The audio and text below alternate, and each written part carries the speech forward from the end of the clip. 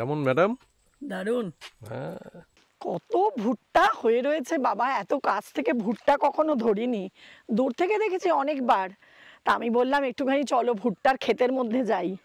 চারিদিকে পাহাড় আর তার মাঝখানে সবুজ উপত্যকা এবং সেখানে চাষের জমিতে চাষ হয়েছে। অপূর্ব সুন্দর লাগছে এখান থেকে। ওরে বাবা! দারুণ ছবি উঠবে এখানে। দারুণ লাগলো জায়গাটা, দারুণ। এখানে এই যে জল বয়ে যাচ্ছে, সেই জলের আওয়াজটা নাকি উলুধ্বনির মতো। একেবারে পুরো ভূতের রাজার বর দেওয়ার মতো থালা সাজিয়ে দেওয়া হয়েছে। অ্যাকচুয়ালি দারিংবাড়ি জায়গাটিই খুব সুন্দর, ভীষণ নিরিবিলি একটি জায়গা, চারিপাশে পাহাড় ঘেরা। অসাধারণ অসাধারণ। দারিংবাড়ি তথা বলতে পারেন উড়িষ্যার আদিবাসী সম্প্রদায়ের এটা খুব প্রিয় একটা খাবার।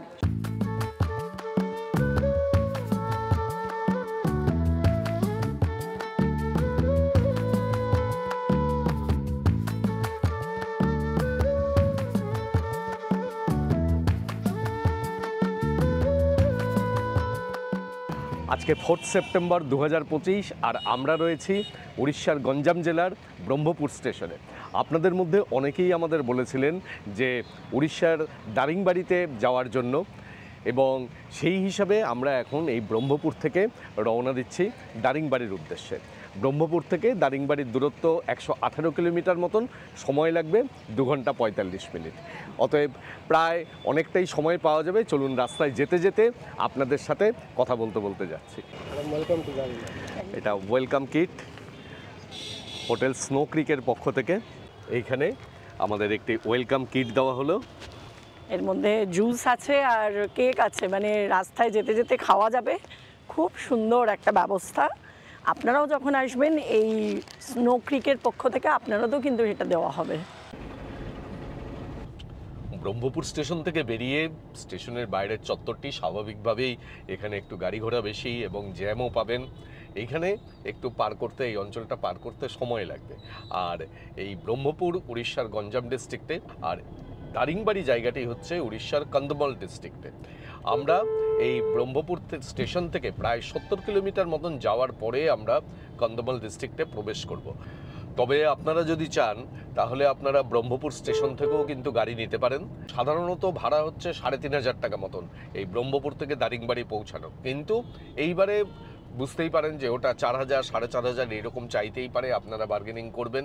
তো এই সব ঝামেলা এড়িয়ে যাওয়ার জন্য আমি সব সময় যে হোটেলে যাই সেই হোটেলকেই বলি গাড়ি পাঠিয়ে দিতে। খুব একটা আমি দেখেছি হেরফের হয় না। এই যেমন এখন আমি যাচ্ছি, এটি 3500 টাকা লাগছে এবং ইনি হচ্ছেন কুশ মহাকুর। উনি আমাদের গাড়িতে করে নিয়ে যাচ্ছেন দারিংবাড়ি পর্যন্ত, এবং এই গাড়িটি আমি হোটেলকে বলেই কিন্তু ব্যবস্থা করেছি।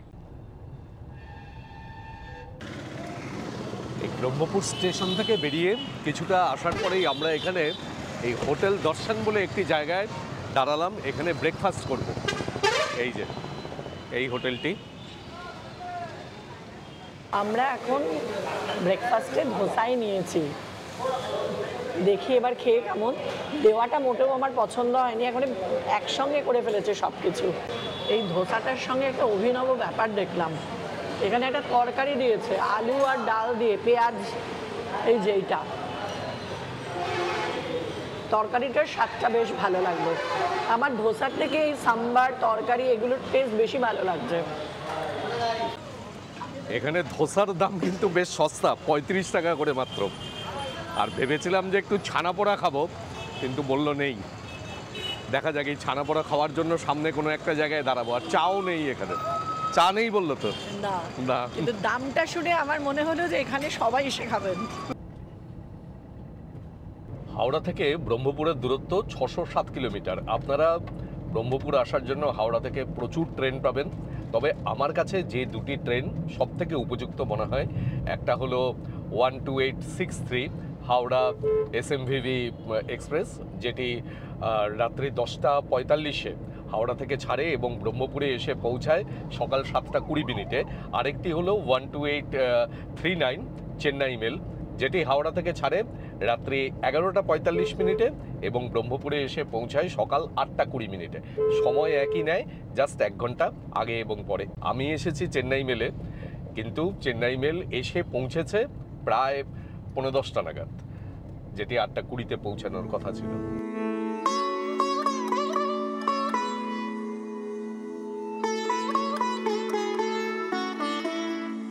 এই দারিংবাড়ি যাওয়ার পথটা কিন্তু দারুণ সুন্দর, মানে এত সুন্দর। আর এখন আরো ভালো লাগছে, তার কারণ দুপাশে ঘন কাশের জঙ্গল, মানে পুজো আসন্ন। আজকে তো 4 সেপ্টেম্বর এবং আগমনী আসার আগে তো এইরকম চতুর্দিক আরো সুন্দর হয়ে ওঠে।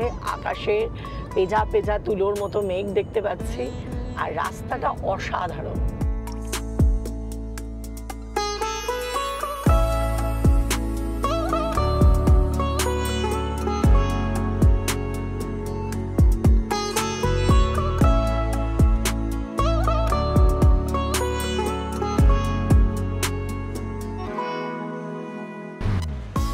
যেতে যেতে প্রায় 10-15 কিলোমিটার মাত্র এসে এখানে একটা দোকানে এই কুচদা বললেন যে দারুণ সুন্দর ছানাপোড়া করে, সেইখানে নেমেছি ছানাপোড়া খাওয়ার জন্য।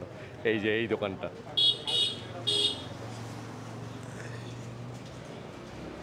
কি কি পাওয়া যাচ্ছে এখানে? এটা তো মালপোয়া।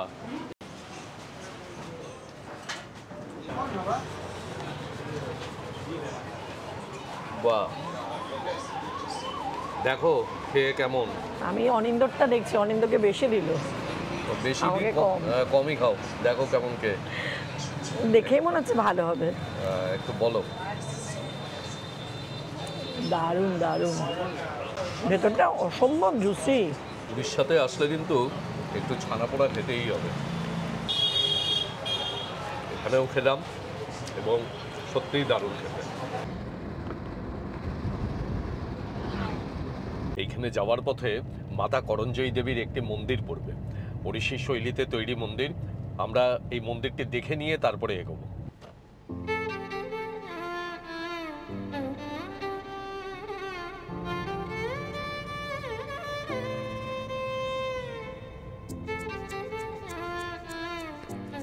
পাহাড়ের নিচে চারিপাশে প্রচুর গাছ, পরিষ্কার পরিচ্ছন্ন পরিবেশে একটি মন্দির।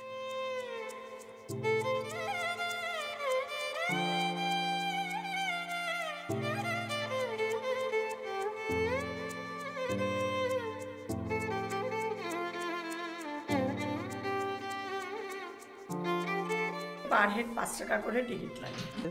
এই গেটের ওপাশে আর ক্যামেরা অ্যালাউড নয়।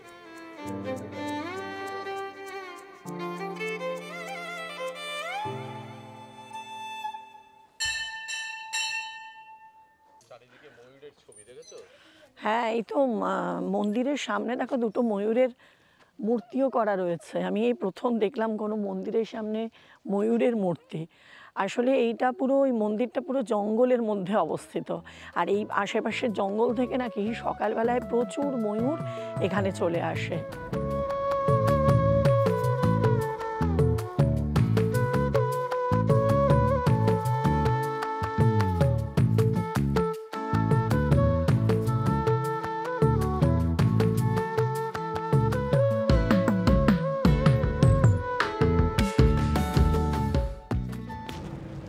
এই যে এখানে এই বাঁধটি দেখছেন, এই বাঁধটির ওপারে হচ্ছে সোরারা ড্যাম, আর এই দিকটিতে কুন্তেশ্বরী মাতার মন্দির। এই যে গেটটি দেখছেন, এই গেটটি পার করে কুন্তেশ্বরী মাতার মন্দিরে যেতে হয়। এইখানে এন্ট্রি ফি রয়েছে পার হেড 5 টাকা করে। আমরা এখন এসে পৌঁছলাম কুন্তেশ্বরী মাতার মন্দিরে। এই হচ্ছে মন্দিরে প্রবেশের পথ। এই কুন্তেশ্বরী মাতার মন্দিরের পাশেই রয়েছে সোরারা ড্যাম। এইখান থেকে ভিউ পয়েন্ট রয়েছে ড্যামের। আমরা এই মন্দির দেখে নিয়ে তারপরে ড্যাম দেখতে যাব। এই হচ্ছে মায়ের মন্দিরের চত্বর। 3টে মায়ের মূর্তি আছে। আর এই মন্দিরের উপর থেকে দেখুন চারিপাশের ভিউ কি সুন্দর। এই দিকটিতে ড্যামের অংশ দেখা যাচ্ছে, আর এই মন্দিরের এই পাশের অংশটি ঘিরে পুরো ড্যাম রয়েছে। এই দিকে কুন্তেশ্বরী মন্দিরের পাশে এইখানে রয়েছে একটি শিব মন্দির।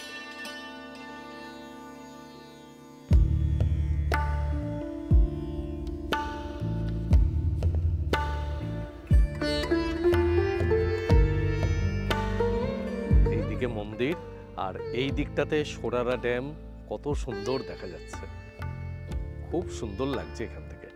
আরও ভালোভাবে দেখতে পাবেন যদি এইখানে এই যে ওয়াচ টাওয়ারটি রয়েছে, এই ওয়াচ টাওয়ারের উপর উঠলে সোরারা ড্যাম আরও সুন্দর দেখা যায়। এইখানে রয়েছে 108টি শিবলিঙ্গ।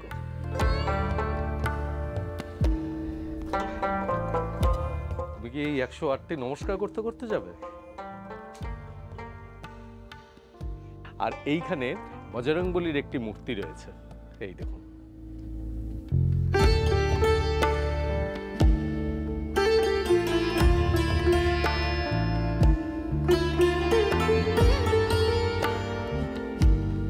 পাহাড়ের রেঞ্জটা কি সুন্দর লাগছে না? দারুণ, জায়গাটা খুব সুন্দর, মন্দিরটাই খুব পছন্দ হলো আমার। আর 108টা শিবের মূর্তি রয়েছে, যেখানে প্রণাম করে আমি 108 বার মন্ত্রও জপ করে নিলাম। খুব ভালো লাগলো আমার এখানটা এসে।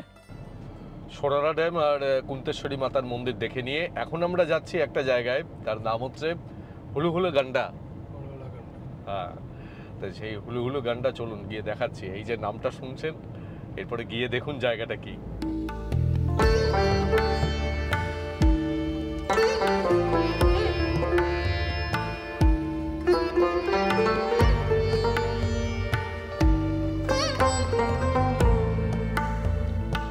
এই আমরা এসে নামলাম হুলহুলা গান্ডায়।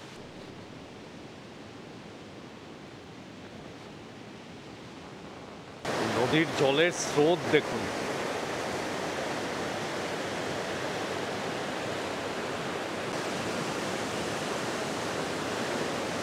আর এইখানে দেখুন এই যে 3টি পাথর রয়েছে, এইখানে জগন্নাথ দেব, বলরাম এবং সুভদ্রা 3 জনের প্রতিকৃতি রয়েছে।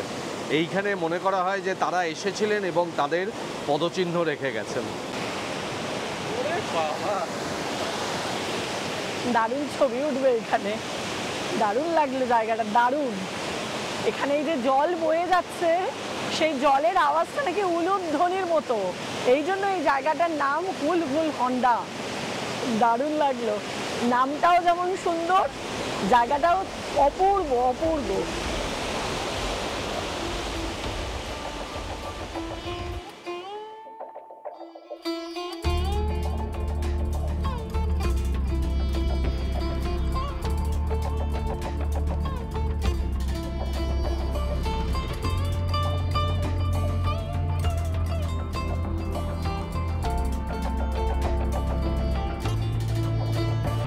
ভাগ্যিস সঞ্জীবদা এই ড্রিঙ্কসটা পাঠিয়েছিল।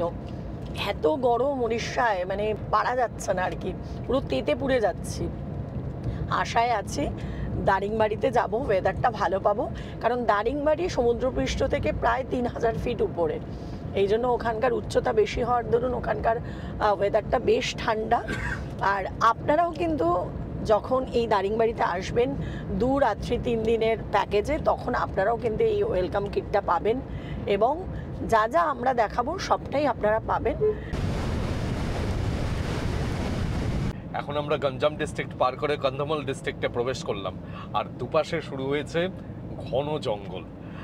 এই দূরে দেখা যাচ্ছে পূর্বঘাট পাহাড়ের সারি। আপনারা যখন ব্রহ্মপুর থেকে আসবেন, সেই পুরো রাস্তাটা জুড়েই আপনারা দেখবেন রাস্তার পাশে পূর্বঘাট পাহাড়ের সারি।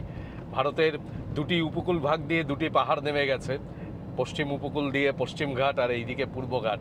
পশ্চিমঘাট পর্বত যেরকম এক টানা বিস্তৃত, পূর্বঘাট পর্বত সেরকম এক টানা নয়, সেটি মাঝে মাঝে খাপছাড়াভাবে রয়েছে, একটু উপত্যকা তৈরি করেছে।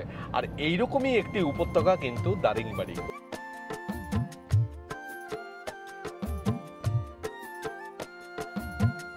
এখানকার যে স্থানীয় কন্দ উপজাতি, তাদের যে ভাষা কুই ভাষা, সেই কুই ভাষাতে দারিং কথার অর্থ হলো উপত্যকা, আর বাড়ি মানে ঘর, অর্থাৎ উপত্যকায় যে ঘর, তার নাম হচ্ছে দারিংবাড়ি।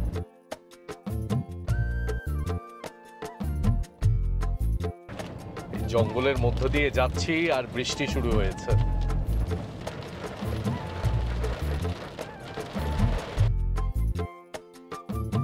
আবার অনেকে এমন কথাও বলেন যে এই অঞ্চলে একজন ইংরেজ আধিকারিক ছিলেন, ডেরিং সাহেব। সেই ডেরিং সাহেবের এই জায়গায় এত ভালো লেগেছিল যে তিনি এখানেই বসবাস শুরু করেন। পরবর্তীকালে তার নাম অনুসারে এই জায়গার নাম হয় দারিংবাড়ি।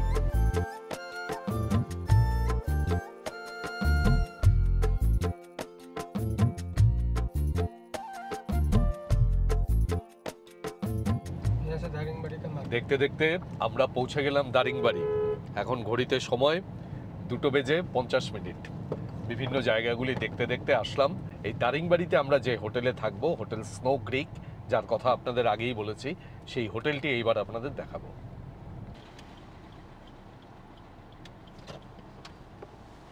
আমরা এসে পৌঁছলাম দারিংবাড়িতে হোটেল স্নো ক্রিকে। আর এই যে ইনি হচ্ছেন সঞ্জীব বাবু। নমস্কার। ওনার কথাই আপনাদের বলছিলাম, ওনারই এই হোটেল স্নো ক্রিক, দারিংবাড়ির একমাত্র বাঙালি হোটেল, একমাত্র বাঙালি হোটেল। আমরা সমস্ত কাজ আদিবাসীদের করাই। আপনারা যখনই এখানে এসে পৌঁছাবেন, এই যে কান্ধামাল জেলা, যে জেলাতে এই দারিংবাড়ি, এই কান্ধামাল জেলার উপজাতিরা এইভাবে আপনাদের অভ্যর্থনা জানাবে। এইখানে দেখুন, এইখানে আরও যারা গেস্ট রয়েছেন তারা এসছেন এবং এই মানুষজন তারা তাদের নিজস্ব সংস্কৃতি অনুসারে আপনাদের অভিবাদন জানাবেন।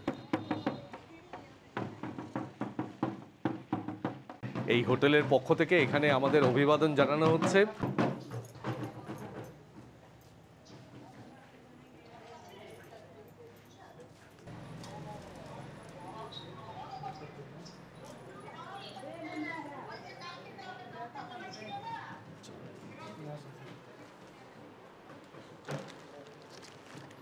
এটা কি? এটা দারিংবাড়ির স্পেশাল হলুদ। এইটা ওনারা আমরা ঢোকার সাথে সাথে আমাদের হাতে তুলে দিলেন। এইটা কি আপনারা সমস্ত গেস্টদেরই করেন? এবং আপনারা যখন দারিংবাড়ি প্যাকেজে আসবেন, সেই প্যাকেজের অন্তর্গতই এই যে অভিবাদনের পদ্ধতি এবং যেভাবে সমস্ত কিছু আপনারা রীতিগুলি দেখছেন, এইগুলি সবই কিন্তু প্রত্যেকের সাথে করা হয়। খুব ভালো লাগলো না? একদম অন্যরকম লাগলো, খুবই ভালো লাগলো। এইটা কিন্তু সম্বলপুরি গামছা, আমি খুব ইউজ করি, খুব খুব ভালো, ব্যবহারের জন্য ভীষণ ভালো। Thank you. এত গরম পেয়েছি রাস্তায়, এটার ভীষণ দরকার ছিল। এই হলো আমাদের রুম। কি কি আছে রুমে সেগুলো দেখিয়ে নিই। এইদিকে বেড, ব্ল্যাঙ্কেট দেওয়া রয়েছে, টাওয়েল, আর এইখানে রয়েছে টয়লেটারি স্কিট, আর এইদিকে একটা ওয়ার্কিং ডেস্ক, এইখানে চেয়ার, এইদিকে গ্লাস এবং কাপ, তার সাথে টি কফির শ্যাশে, 2টি 1 লিটারের জলের বোতল কমপ্লিমেন্টারি, আর এইখানে রয়েছে ডাস্টবিন, এইদিকে ইলেকট্রিক কেটেল, টিভি, ওইখানে ইন্টারকম, একটি চেয়ার। রুমের এইখানে রয়েছে জানালা। এই ঘরের সবচেয়ে ভালো হচ্ছে এই জানলাটা, জানলাটার বাইরের দিক দিয়ে এত সুন্দর দেখা যাচ্ছে, বাইরেটা পাহাড় দেখা যাচ্ছে না। ওয়েদারটা তো আজকে এইখানকার খুব ভালো, সুন্দর লাগছে, এই জন্য খুব ভালো লাগলো। আর এখানে কি কি কিটে দিয়েছে দেখি। এটা হচ্ছে বডি ওয়াশ আর শ্যাম্পু, দুটোই করা যায়। আর এটা একটা ক্রিম দিয়েছে, এটা একটা চিরুনি, এটা একটা সাবান, আর শেভিং কিট, আর এখানে ব্রাশ আছে নিশ্চয়ই। আর এইদিকে বাথরুম, এই যে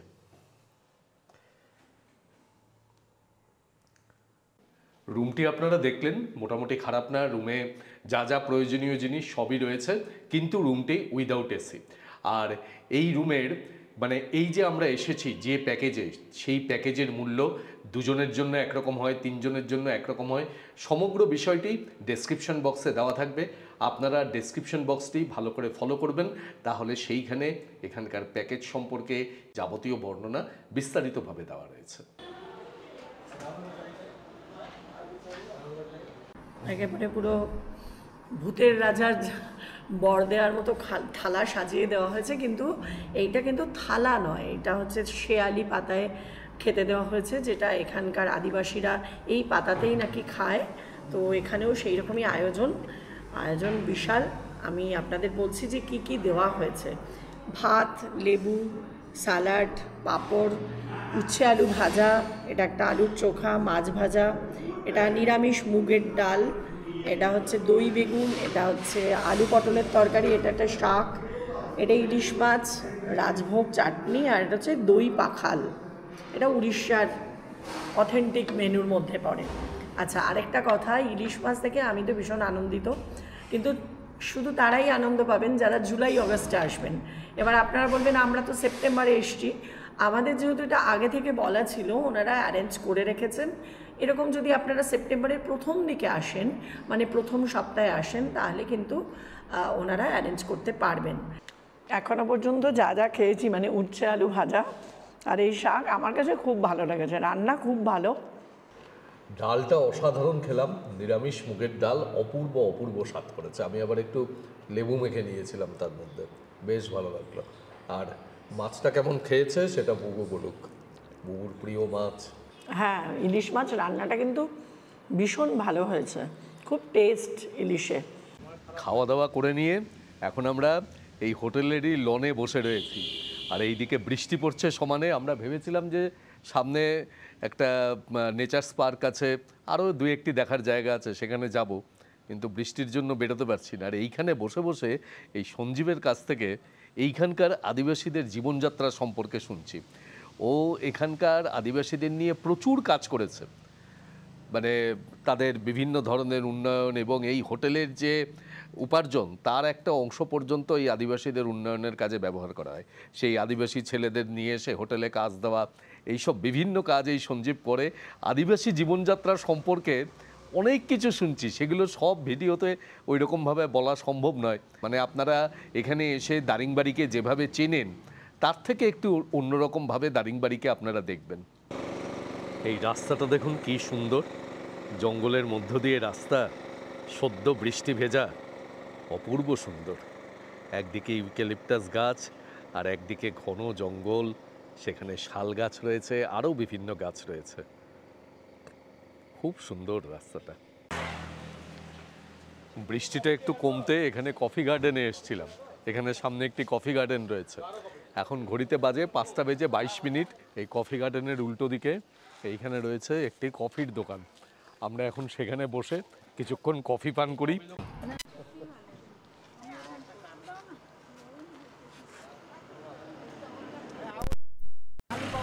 কেমন খাচ্ছেন এই দোকানের কফি সবাই? খুব ভালো, খুব ভালো, খুব ভালো, খুবই টেস্টি। এই কফি গার্ডেন থেকেই নিয়ে আসা। অন্যরকম স্বাদ, তো সত্যি সিরিয়াসলি অন্যরকম স্বাদ। হ্যাঁ, এগুলো এগুলো সব হচ্ছে কফি গাছ। এই যে এইখানে এই যে কফি ফল হয়ে রয়েছে, এখনো বেশি বড় হয়নি, এগুলো ছোট ছোট কফি ফল। এই সমস্ত গাছগুলি কফি গাছ, আর এই বড় গাছগুলোর সাথে এই যে গোলমরিচ গাছ, এগুলো জড়িয়ে রয়েছে। এখানে বেড়া দেওয়া রয়েছে, ভেতরে ঢুকতে দেওয়া হয় না, বাইরে থেকেই দেখতে হবে কফি প্ল্যান্টেশন। এই যে রাস্তাটি দেখছেন, এর দুপাশে সব কফির গাছ। শুধুমাত্র হেঁটে ঘুরে বেড়াবার জন্য জায়গাটা খুব সুন্দর। আর কি সুন্দর গাছ দিয়ে দিয়ে ইগল বিভিন্ন শেপ দিয়েছে, কি দারুণ জিরাফ করেছে। প্রচুর পাখির ডাক, আর কোনো ধরনের গরমের লেশমাত্র নেই। আমরা ব্রহ্মপুরে নেমে যেরকম গরম পাচ্ছিলাম, এখানে এসে বরঞ্চ এখন ঠান্ডা ঠান্ডা লাগছে। হ্যাঁ, সত্যিই খুব সুন্দর পরিবেশটা, একেবারে বন্য পরিবেশ, খুব ভালো লাগছে। আর গন্ধ আসছে গাছের পাতার, বুনো গন্ধ যেটাকে বলে, আর গোলমরিচের গন্ধ পাচ্ছি, এটা কিন্তু সাংঘাতিক ব্যাপার। পাচ্ছ? হ্যাঁ, সুন্দর পাই, সেটা তো দেখানো যাবে না, কিন্তু সত্যি বলছি প্রচুর না গোলমরিচের গোলমরিচের গাছ দেখাচ্ছি, দাঁড়ান। এখানে প্রত্যেকটা গাছ পেঁচিয়ে পেঁচিয়ে গোলমরিচের গাছ উঠেছে। এই দেখুন, এই যে এগুলো সব গোলমরিচের গাছ, এই যে গাছগুলোকে পেঁচিয়ে পেঁচিয়ে উঠেছে। দেখুন এইখানটাতে, ওই যে ওই জায়গাটাতে, এখানে সব কফির চারা, এইগুলো বোধহয় পরে আবার রোপণ করা হবে। এই কফি বিনের কিন্তু অনেক প্রকারভেদ আছে, আরাবিকা, রোবাস্টা, এক্সেলসা, লিবেরিকা। আমি যেটা বাইরে খেলাম আমার মনে হলো, আমি জানি না অবশ্য, আরাবিকা মনে হলো। একটু কফিটার স্বাদ একটু টক টক মনে হলো না? তোমার কি মনে হলো, তাই না? মনে হচ্ছে আরাবিকাতে এরকম ধরনের স্বাদ পাওয়া যায়। এটা তো হচ্ছে কফি বিনের ধরন অনুযায়ী। এছাড়া কফি বানানোর পদ্ধতি অনুযায়ী বিভিন্ন রকমের কফি হয়, সেটা সবাই মোটামুটি জানে। Espresso, americano, latte, ice coffee, cappuccino. রায়ের, হ্যাঁ, রায়ের থেকে এগুলো শেখা। রায় ভীষণ কফি খায়, আর ফ্রান্সে তো অলিতে গলিতে ক্যাফে। আর রাই এই কফির গল্প আমার কাছে খুব করে। রাই বলে, মা আমার সবচেয়ে লাটে খেতে ভালো লাগে আর আইস কফি খেতে ভালো লাগে। ওর থেকেই এইসব জানা। এইখানে এই কফি গার্ডেন শেষ, ওই দিকটাতে একটি চিলড্রেন্স পার্ক রয়েছে, একটি ক্যাফে রয়েছে, কিন্তু সেটি দেখছি বন্ধ। চলো ফিরে যাই। অবশ্যই আসবেন কফি গার্ডেনটিতে। এখন সন্ধে হয়ে গেছে, আর এই সন্ধ্যের মধ্যে এইরকম আধো অন্ধকার পরিবেশে আমরা এখানে একটি মন্দিরে এসেছি।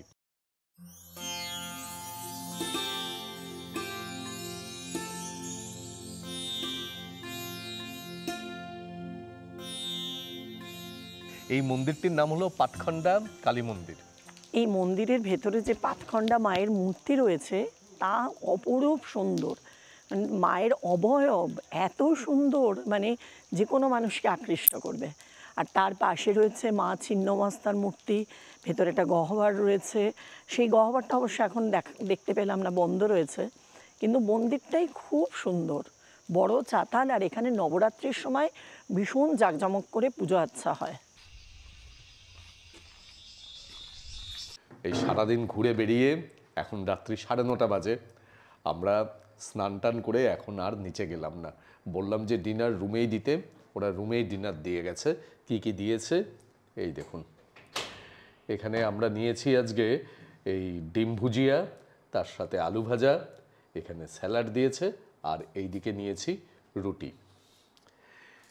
এই দিয়ে আমরা ডিনার সারি। ডিনারে আমরা মাটন টাটন বা চিকেন কিছু নিয়ে নিই, সেগুলো আপনারা নিতেই পারেন। এই দুপুরবেলায় যে খাবারটা দেখিয়েছিলাম সেই খাবারটা ওনারা এই খাবারটাই সার্ভ করেন, কিন্তু রাতের খাবারটা আপনারা আপনাদের পছন্দ মতন কিন্তু বেছে নিতে পারেন, সেই অপশান রয়েছে। আর এরপরে ডিনার করে শুয়ে পড়ব। আগামীকাল আরও দারিংবাড়ির বেশ কয়েকটি জায়গা দেখার বাকি রয়েছে। আজকে 5 সেপ্টেম্বর 2025। দারিংবাড়িতে আজকে একটা রোদ ঝলমলে সকাল। আমরা গতকাল বিকেলবেলার দিকে যেরকম বৃষ্টি পেয়েছিলাম এবং রাত্রের দিকে যেরকম বৃষ্টি ছিল, আজকে কিন্তু সকাল থেকে ওয়েদার ভীষণ ভালো। আর আমরা আজকে দারিংবাড়ির বিভিন্ন জায়গাগুলি ঘুরতে যাব এবং তার জন্যই প্রস্তুতি নিয়ে আমরা এখন বেরিয়েছি। আর আমরা এই যে হোটেলটিতে রয়েছি, এই হোটেলটির ব্যবস্থাপনা সব দিক থেকেই ভালো। মোটামুটি যা যা হোটেলের ইকুইপমেন্টস থাকে সেগুলি সবই রয়েছে, সমস্ত কিছু। তবে আমি একেবারে দারুণ কিছু লাক্সারিয়াস হোটেল তা বলবো না। দারিংবাড়িতে অন্যান্য যে হোটেলগুলি রয়েছে সেই তুলনায়, আমি যাতায়াতের পথ লক্ষ্য করলাম, সেই তুলনায় এই হোটেলটি কিন্তু বেশ ভালো। তাহলে এখন আমরা রওনা দিই। এই যে কুসজির সাথে আমরা ভালোই ঘুরছি। কুসজি, গুড মর্নিং। চলুন আমরা দারিংবাড়ির বিভিন্ন জায়গাগুলি এখন ঘুরতে বেরোবো। বেশ ভালোই লাগছে এবং আশা করি এখানকার সাইট সিইং আপনাদেরও ভালো লাগবে।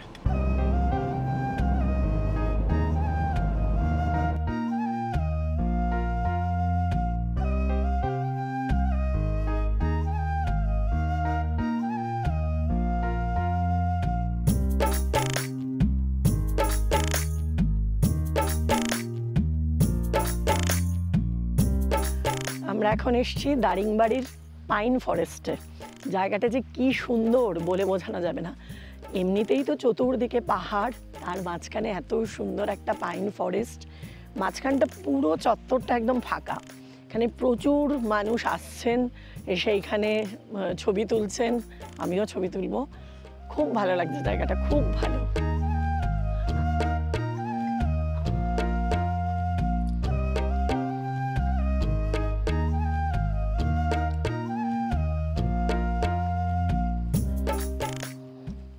এই রাস্তাটা ভারী সুন্দর, এখানে আবার বসার জায়গাও করা আছে। বিকেলের দিকে মানুষজন এসে এখানে গল্প গুজব করতে পারেন। অসম্ভব সুন্দর জায়গাটা। জায়গাটায় এসে যতটা মন ভালো হলো, ঠিক ততদিক মন খারাপও হলো এই পরিবেশে এইরকম নোংরা করার জন্য। দেখুন কি অবস্থা করে রেখেছে। কারা করেছে আমার জানা নেই, কিন্তু এরকম জলের বোতল ফেলে রাখা এটা যে কত ক্ষতিকারক পরিবেশের জন্য, মানুষ যে কবে সচেতন হবে এ ব্যাপারে আমি ঠিক বুঝতে পারি না।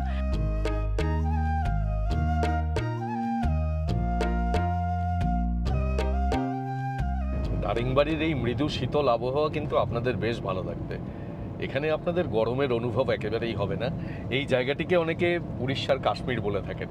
আসলে আমার যা মনে হলো যে কাশ্মীরের সাথে তুলনার কারণ হিসাবে সেটি হচ্ছে, একটি হচ্ছে ল্যান্ডস্কেপের দিক থেকে, মানে কাশ্মীরের যেরকম চারিদিকে পাহাড়, মাঝখানে কাশ্মীর উপত্যকা, এইখানেও ঠিক তেমনি চারিদিকে পাহাড়, মাঝখানে এই দারিংবাড়ি উপত্যকা। আর শীতকালে এখানে টেম্পারেচার অনেকটাই নেমে যায় এবং সেই সময় এখানে ঘাসের উপর যে শিশির বিন্দুগুলি পড়ে সেগুলি জমে যায়, জমে গিয়ে সেগুলি হীরককণার মতন দেখতে লাগে, বরফ কুচির মতো। এবং সেই কারণেই অনেকেই বলেন যে এখানে বরফও পড়ে। আসলে ওই রকমভাবে যে বরফ বৃষ্টি হয় তা কিন্তু না। মোটামুটি একটি পরিবেশগত সাদৃশ্যর দিক থেকে এই জায়গাটিকে অনেকে কাশ্মীর বলে থাকেন, কিন্তু দারিংবাড়ি তার নিজের মতোই সুন্দর, প্রতিটি জায়গা তার নিজস্বতায় সুন্দর। তুলনীয় সৌন্দর্য এখানে করার কোনো মানে হয় না।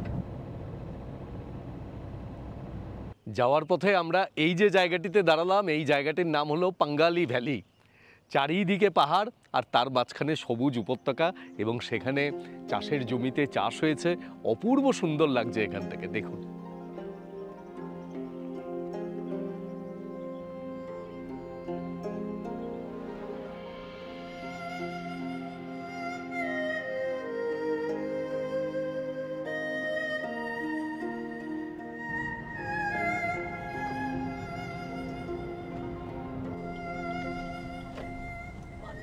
গাড়ি যাଉଛି। এখন আমরা যাচ্ছি মৃদুবন্ধা ওয়াটারফল। এইখান থেকে টিকিট কাটতে হবে, 50 টাকা টিকিটের মূল্য। কিছু দূর গাড়ি যাবে, পুরোটা যাবে না। তারপরে 162টা সিঁড়ি নিচে নেমে ওয়াটারফলস দেখতে হবে। শুনেছি এই ওয়াটারফলসটা নাকি দারুণ সুন্দর। এই হলো সিঁড়ি, এই পথ দিয়ে নিচে নেমে যেতে হবে। এখানে একটা অদ্ভুত জিনিস শোনো, এই যে ঝিঝি পোকার ডাক আসছে, তো ডাকটা দেখো কিরকম ওই দূরের থেকে আস্তে আস্তে এইদিকে আসছে। আপনারা যদি শুনতে পারেন খেয়াল করুন। আর আসছে আবার চলে আবার যাচ্ছে। চলে যাচ্ছে, অদ্ভুত। মানে আপনি কিছুক্ষণ যদি এক জায়গায় দাঁড়িয়ে থেকে শোনেন না, পুরো ঝিম ধরবে একটা। বন্ধ হয়ে গেল। এইদিকে জলপ্রপাতের আওয়াজ শোনা যাচ্ছে। সিঁড়ি খুব একটা বেশি নয়, কিন্তু সিঁড়িগুলো, স্টেপগুলো বেশ উঁচু উঁচু। পরিবেশটা দেখুন কি সুন্দর, ঘন সবুজ বৃষ্টি ধোয়া জঙ্গলের মধ্য দিয়ে পথ, ধীরে ধীরে হাঁটবেন, খুব আর এই সুন্দর। যে এই দেখুন নদীটা যাচ্ছে। এইখান দিয়ে নদীটি যাচ্ছে। পৌঁছে গেছি। দেখুন Wow! দেখুন কি অসাধারণ, দেখুন।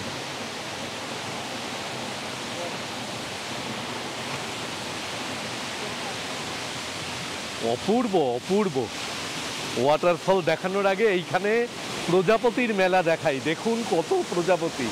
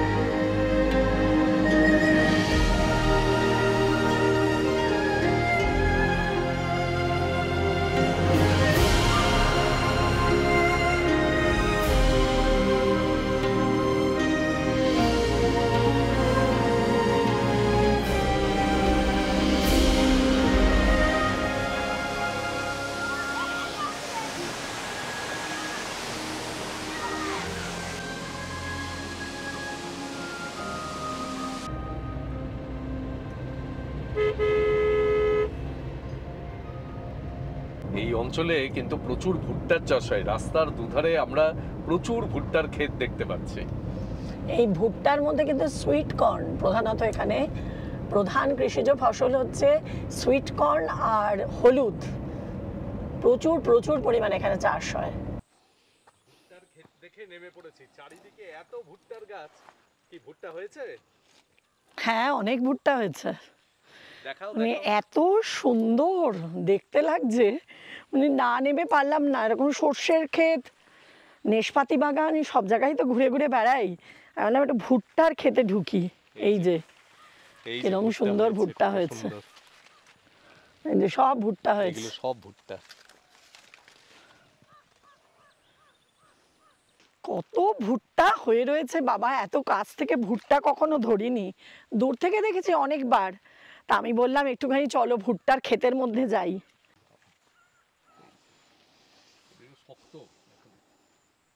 আর শক্তই তো থাকবে।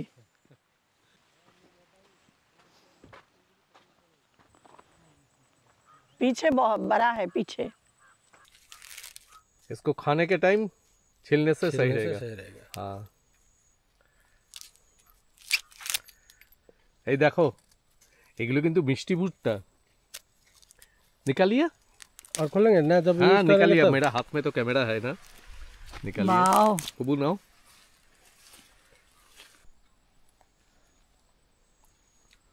কি মিষ্টি মিষ্টি না? মিষ্টি, একদম একদম মিষ্টি ভুট্টা, তাই না? কেমন ম্যাডাম? দারুণ। হ্যাঁ, চলুন এবার ভুট্টা খেতে খেতে যাওয়া যাক। সারা মুখে লেগে গেছে। এ লাগুক গে, বুঝে নেবো। চলো, দারুণ এক্সপিরিয়েন্স হলো। এই যে এই নাও। বুবু পেছনে বসে বসে দেখাচ্ছে, বাহ। এই যে কুল ভাইয়াকে দাও। ना ना हम खाओ। খাবেন? এগুলো সুইট কর্ন, দারুণ মিষ্টি খেতে, দারুণ মিষ্টি। ক্ষেতের থেকে নিয়ে এরকম খাওয়া দারুণ।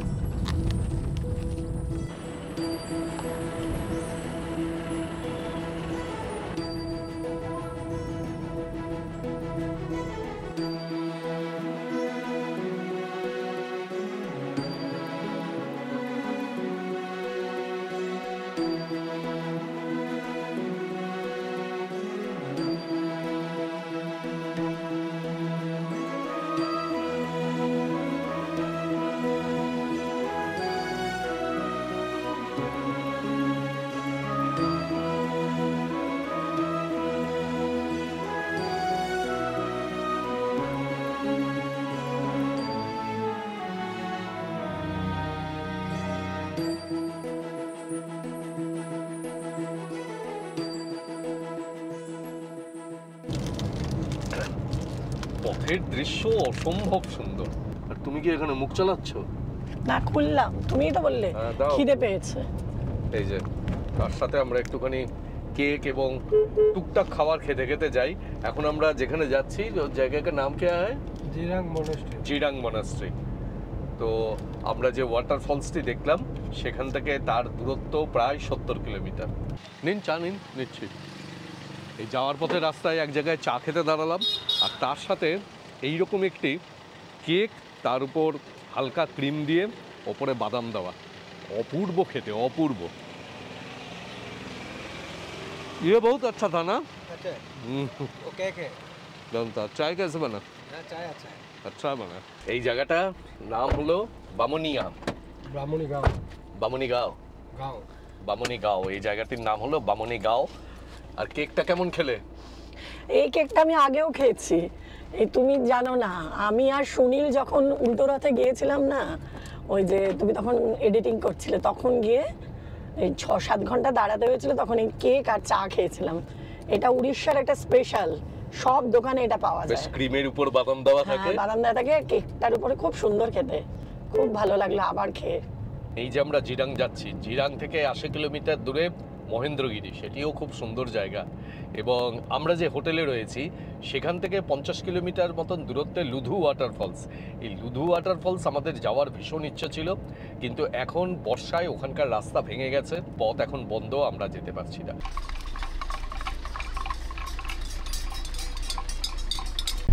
এই জিরাং মনাস্ট্রি যাওয়ার পথে এইখানে যে বসতি দেখছেন, এগুলি সবই হচ্ছে টিবেটিয়ান বসতি।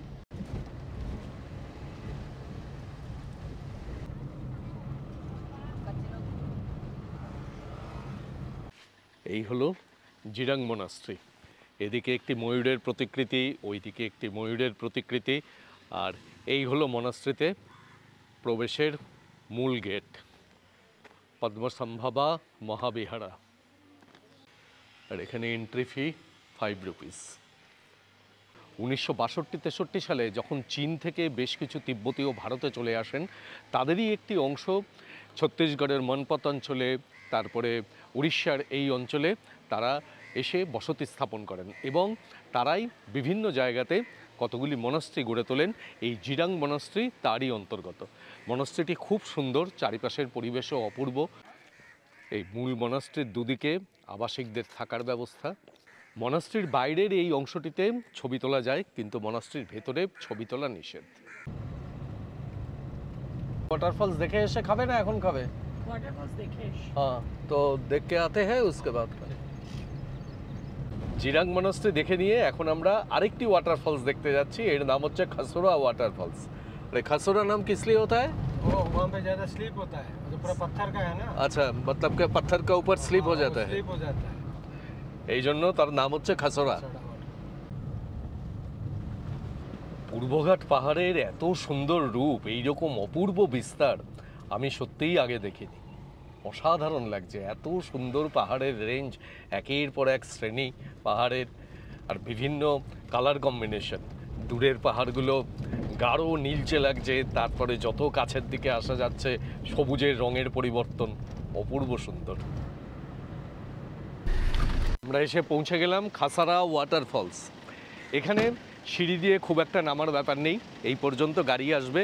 আর এই যে দেখতে পাচ্ছেন নদী বয়ে যাচ্ছে, দেখুন এখান দিয়ে কি সুন্দর নদী বয়ে যাচ্ছে, আর ওই দিকটাতে ওয়াটারফলস। চলুন যাই।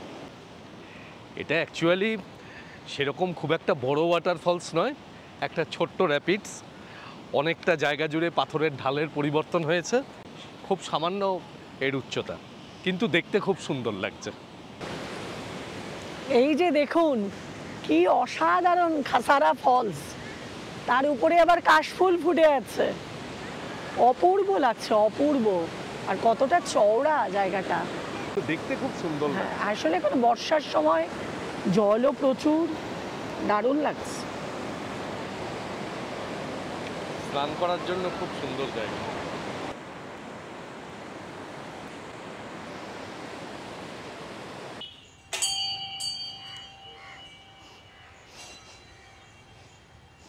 এই জিরাং মনাস্ট্রির সামনেই এখানে একটি স্তূপা রয়েছে।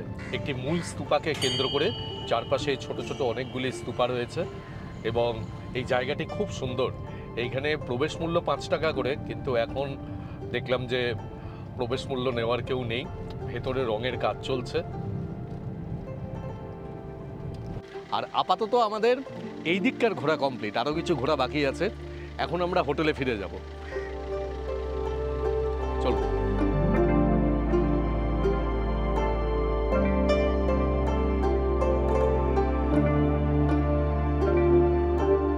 আজকের ডিনারে আমরা নিয়েছি এদিকে বিরিয়ানি, চিকেন বিরিয়ানি, একেবারে আলু দিয়ে, মানে আমাদের কলকাতার বিরিয়ানির যেরকম স্টাইল সেই রকমভাবে দেওয়া হয়েছে। আর তার সাথে রায়তা রয়েছে, এখানে ডিম রয়েছে, আর এইখানে একটা স্পেশাল এখানকার লোকাল ফুড, এটা হচ্ছে পত্রপোড়া চিকেন। এই পত্রপোড়া চিকেন ওনারা বানিয়ে দিয়েছেন। এটা কিন্তু আলাদা, এটা কিন্তু প্যাকেজের মধ্যে না, কিন্তু আপনারা যদি বিরিয়ানি নিতে চান আপনারা প্যাকেজের মধ্যেই বিরিয়ানি নিতে পারবেন। আমি দেখাচ্ছি আপনাদের পত্রপোড়া চিকেন। এই দেখুন, এই শাল পাতার মধ্যে এইরকমভাবে চিকেনটিকে মুড়িয়ে তারপরে এটিকে রোস্ট করা হয় এবং এই যে, हाँ अच्छा आप खोल देंगे, ठीक है खोल दीजिए।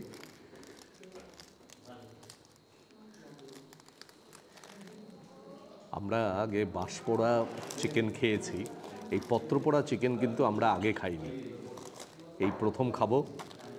এটাকে আমরা স্টার্টার হিসেবে আগে খাবো, তারপরে আমরা বিরিয়ানির দিকে যাব। বাহ, দারুণ।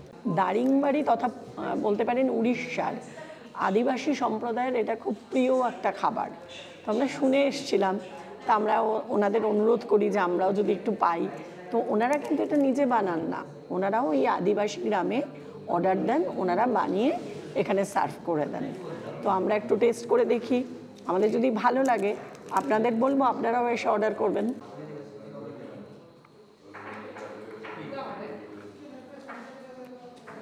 ভালো, একটা স্মোকি ফ্লেভার, একদম অন্য রকম, খুবই ভালো, খুবই সুস্বাদু। আর আপনারা যদি চান সেই গ্রামে গিয়েও খেতে পারেন, কিন্তু তার জন্য আপনাদের কিন্তু একদিন অতিরিক্ত থাকতে হবে। এই কন্দ উপজাতিরা শুধু যে এই পত্রপোড়া চিকেনই বানায় তা কিন্তু নয়, ওনারা অনেক খাবারই এই পুড়িয়ে বানান আর কি, পাতার মধ্যে বানানো, তাই পত্রপোড়া চিকেন নাম। আবার এর মধ্যে মাছও বানান, এর মধ্যে সবজিও বানান, ছোট ছোট করলা নাকি এর মধ্যে দিয়ে পুড়িয়ে ওনারা খান। সবই এখানে এসে জানলাম আর কি, কিন্তু টেস্ট অসাধারণ, কাবাবের মতো লাগছে। তবে বিরিয়ানিটা খেতে খেতেও কিন্তু এটা খেতে বেশ ভালো লাগবে। অসাধারণ বানিয়েছে, আজকে বেশি পরিমাণে বানায়নি, কিন্তু ওনারা বলছেন আর একটু দম পেত, কিন্তু আমার তো মনে হচ্ছে অসাধারণ, মানে 100 আমার কাছে। বিরিয়ানির চালটি যেরকম ভালো, সেই রকম সুবাস, আর আলু অসাধারণ সেদ্ধ হয়েছে, দারুণ সুন্দর, মানে এত ভালো বিরিয়ানি করেছে, খুব সুন্দর। আপনারা কিন্তু এসে এখানে বলবেন যে আমরাও এখানে বিরিয়ানি খাবো। আমি এটা ভিডিওতে দেখিয়ে রাখলাম, দেখবেন যে বেশ ভালো লাগবে, খুব ভালো লাগবে। এখানে তো রায়তা দেয় অনেক বিরিয়ানির সঙ্গে, কলকাতায় তো খাই, কিন্তু এখানে নাকি মানে এখানকার স্থানীয় লোকেরা নাকি বিরিয়ানির সঙ্গে এরকম একটা চিকেনের জুস খায়, ছোট্ট ছোট্ট করে, ওই চিকেন স্ট্রুতে যেমন দেওয়া হয় সেরকম চিকেন স্ট্রুয়ের মতোই পিস করা। টেস্টটা অসাধারণ, পুরো ইয়াম্মি, মুখে লেগে থাকবে এইটা, আপনাদের কথা দিলাম। আর আপনারা এই পত্রপোড়া চিকেন বা পত্রপোড়া ফিশ যেটাই নেবেন, এর জন্য কিন্তু আলাদা করে পে করতে হবে। চিকেনের জন্য 250 টাকা আর ফিশের জন্য 200 টাকা। আজকে 6ই সেপ্টেম্বর, দারিংবাড়িতে আজকে আমাদের তৃতীয় দিন। আমরা এখন এসেছি ব্রেকফাস্টের টেবিলে। আপনারা যদি স্নো ক্রিকে প্যাকেজে আসেন, মানে 2 রাত্রি 3 দিনের প্যাকেজে, তাহলে প্রথম দিন আপনাদের এই যে ব্রেকফাস্টটা আমি খাচ্ছি সেইটা পাবেন আর কি, মানে এটাই দেন ওরা। আর আপনারা চাইলে ব্রেড অমলেটও নিতে পারেন, যেমন অনিন্দ খাচ্ছে। আর দ্বিতীয় দিন যখন ব্রেকফাস্ট করবেন তখন পুরি সবজি আর বয়েলড এগ পাওয়া যায়।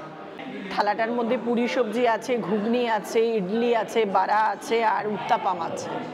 দারিংবাড়িতে আজকে সকালবেলায় আমরা এই হোটেলের কাছাকাছি দুটি জায়গায় এসেছি। এই দিকে একটি হিল ভিউ পার্ক রয়েছে, এটি একটি চিলড্রেন্স পার্ক, আর এই দিকে রয়েছে নেচার্স পার্ক, এবং তার সাথে এখানে একটি বাটারফ্লাই গার্ডেন রয়েছে। চলুন গিয়ে দেখি এই জায়গা দুটি। এই যে হিল ভিউ পার্ক, এখানকার এন্ট্রি ফি হচ্ছে 10 টাকা। ওই দিকটাতে আমরা পরে যাব, ওটা খুব ছোট একটি পার্ক, তবে খুব সুন্দর। আর নেচার পার্কে আমরা আগে যাচ্ছি। इसका टिकट 15 रुपया करके। প্রচুর গাছ, খুব সুন্দর পরিবেশ। উড়িষ্যার এই কন্দমাল জেলায় যে কন্দ উপজাতিরা বাস করে, তাদের জীবনযাত্রার বিভিন্ন দিক এই নেচার্স পার্কে তুলে ধরা হয়েছে। এখানে তাদের বাড়িঘর, তারপরে কন্দ উপজাতিদের ব্যবহৃত বিভিন্ন জিনিসপত্র, তার বিভিন্ন রেপ্লিকা রয়েছে।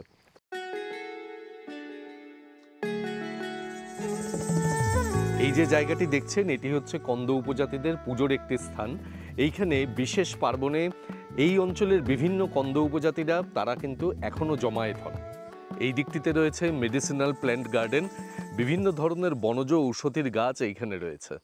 আর এই অঞ্চলে বিভিন্ন মেডিসিনাল প্ল্যান্ট থেকে যিনি প্রচুর ঔষধ তৈরি করে এই অঞ্চলের মানুষের মধ্যে বিতরণ করতেন, এটি তারই প্রতিকৃতি। কিন্তু দুঃখের বিষয়, আমি নামটি জানি না, এবং স্থানীয় আশেপাশের লোকজনও আমাকে নামটি বলতে পারলেন না।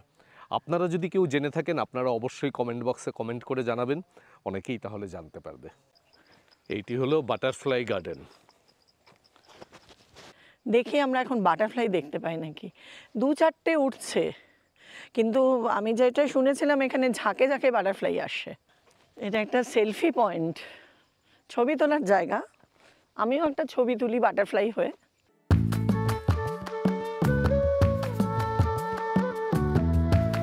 এত গাছ, এত সুন্দর করে সাজানো।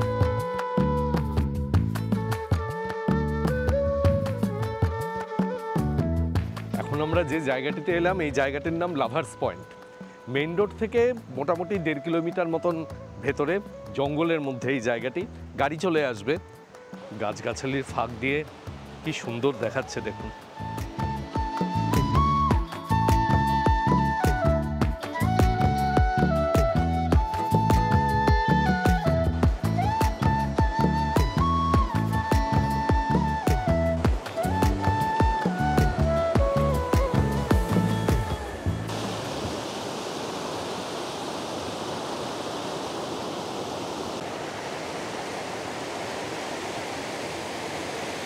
এত সুন্দর পরিবেশে লাভার্স পয়েন্ট দেখে নিয়ে এবার আমরা ফিরে যাব ব্রহ্মপুর। আমাদের এই 3 দিন 2 রাতের দারিংবাড়ি ভ্রমণের প্যাকেজ আপনাদের কাছে কেমন লাগলো সেটা কিন্তু অবশ্যই কমেন্ট বক্সে কমেন্ট করে জানাবেন। ভালো লাগলে চ্যানেলটিকে সাবস্ক্রাইব করবেন এবং বরাবরের মতন আমাদের সঙ্গে থাকবেন। অনেক ধন্যবাদ।